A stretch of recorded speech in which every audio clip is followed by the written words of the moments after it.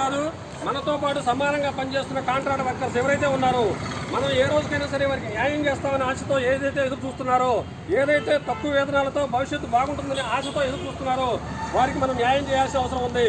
DL అనేది చట్ట ప్రకారం రావాలంటే అయ్యే వస్తాయి, టీఆర్సీలు అంటే తప్పనిసరిగా రావాల్సి వస్తే అయ్యే వస్తాయి. వాటి గురించి మనం పోరాటం చేయాల్సిన అవసరం.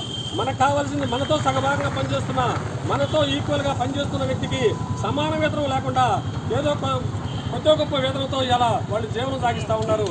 తప్పనిసరిగా ఈ యొక్క ఉధృతమైన సమావేశంలో ఈ యొక్క జేఏసీ కార్యక్రమం ఏదైతే రూపొందించిందో ఇటువంటి సంఘటన, ఇటువంటి జేఏసీ మరలా మనకి ఐక్యంగా రాదు. కాబట్టి ఈ జేఏసీలో ఫస్ట్ ఫార్ములా మన కాంట్రాక్ట్ వర్కర్స్ని రెగ్యులేట్ చేయాల్సిందే. తప్పనిసరిగా రెగ్యులేట్ చేయాల్సిందని డిమాండ్ మనకి తీరేదాకా అటు ప్రభుత్వంపై కానివ్వండి, ఇటు ట్రాన్స్కో సీఎండీ గారి పైన కానివ్వండి మనం ఒత్తిడి తీసుకోవాల్సిన అవసరం ఎంతైనా ఉంది. ఎందుకంటే ట్రాన్స్కో సీఎండీ గారిని మనం చూస్తూ ఉన్నాం.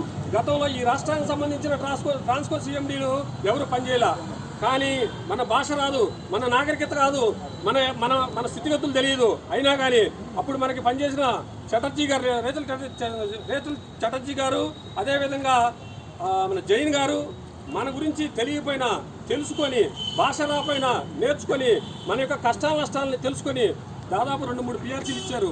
అదేవిధంగా రైతుల చటర్జీ గారు అయితే 2-3 విడతలుగా కాంట్రాక్ట్ వర్కర్స్ని రెగ్యులేట్ చేశారు. కానీ మన తెలుగువారైనా ఈ నాగులపల్లి శ్రీకాంత్ గారు మనకేదో ఉద్ధరిస్తారని చెప్పి మనం చాలా సంతోషపడ్డాం. రాష్ట్రం విడిపోయింది, మన తెలుగువారైన ఐఏఎస్ ఆఫీసర్ వచ్చాడు, మన తెలుగులో మాట్లాడతాడు, మన తెలుగులో ఆయనతో సమస్య చెప్పుకుంటే తప్పనిసరిగా తీరుస్తాడనుకుంటే ఇది తెలుగు రాక, ఇది ఇంగ్లీషు రాక, చివరికి గవర్నమెంట్కి ఏమీ చెప్పలేక ఈరోజు మన రోడ్డెక్కిచ్చారు. కాబట్టి దయచేసి ట్రాన్స్కో సీఎండీ గారు మీ యొక్క మనసు మార్చుకోండి. ఈ విధంగా ఎంతోమంది తల ఎక్కరిచ్చి కార్మికులు రోడ్డెక్కించిన వాళ్ళు కూడా చివరికి కాలబేరానికి వచ్చారు. కాబట్టి విద్యుత్ కార్మికుడితో పెట్టుకోవద్దు, విద్యుత్ కార్మిక సంఘాలతో పెట్టుకోవద్దు. ఈరోజు జేఏసీ ఏర్పడమే కాదు, గతంలో జేఏసీ కూడా ఏర్పడకుండా విడివిడిగా మా కార్మిక సంఘాలు సొంతగానే చాలా ధర్నాలు చేసి చాలా సాధించారు. 7,000 మంది షిఫ్ట్ ఆపరేటర్లని